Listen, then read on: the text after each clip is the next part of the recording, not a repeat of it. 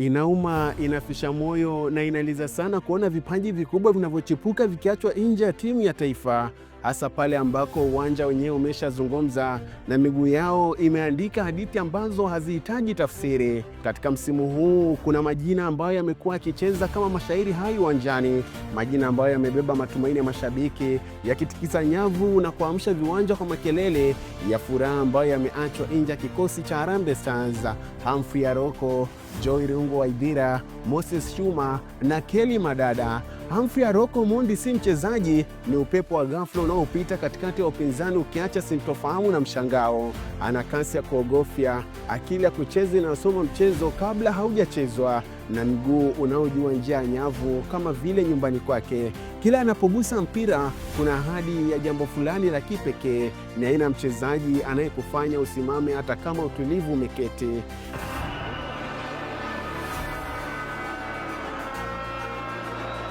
Humphrey Omondi Aroko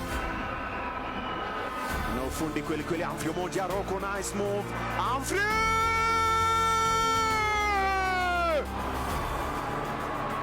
Humphrey Omondi Aroko again. Gen Z Wonder Kid.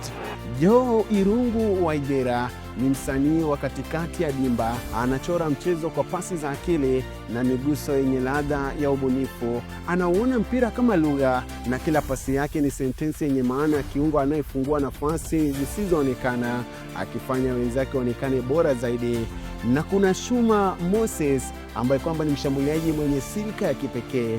Ndani ya boksi anakuwa hatari kama radi ya ghafla, ana njaa ya mabao, ana muda sahihi wa kujiposition na ana ujasiri wa kumaliza nafasi bila kusita. Ni yule mchezaji anayehitaji sekunde moja tu kubadilisha matokeo ya mchezo. Alafu kuna Kelly Okonji Madada. Johnson Sakaja ana uwezo wa kubeba mashabiki 3500. Kelly Okonji Madada kwake Simi Lokale analeta ndani Kelly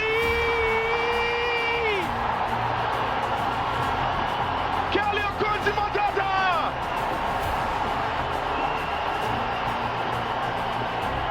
Huyu mtoto alindwe.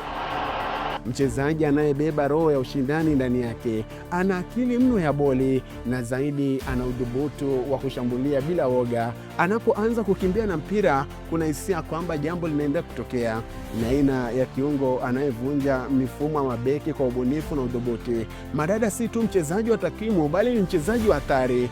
Anaacha alama kwenye kila mechi anayocheza. Kwa kiwango cha sasa cha ligi ya Kenya, si rahisi kupuuza mchango wa vijana.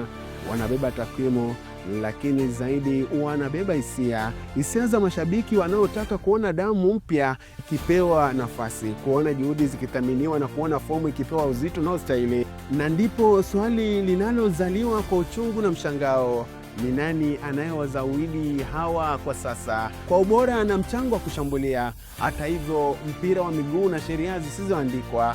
Maamuzi hufanywa nyuma pazia, mezani kwa benchi la ufundi, mahali ambapo vigezo vinaweza kuwa zaidi ya macho ya mashabiki.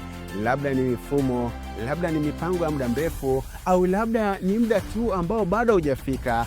Lakini ukweli unabaki, vipaji hivi vinne vinaungua kwa moto wa uwezo, na siku yao itafika. Na itakapofika itakuwa kwa bahati mbaya, bali kwa sababu wanalazimisha dunia hii watazame.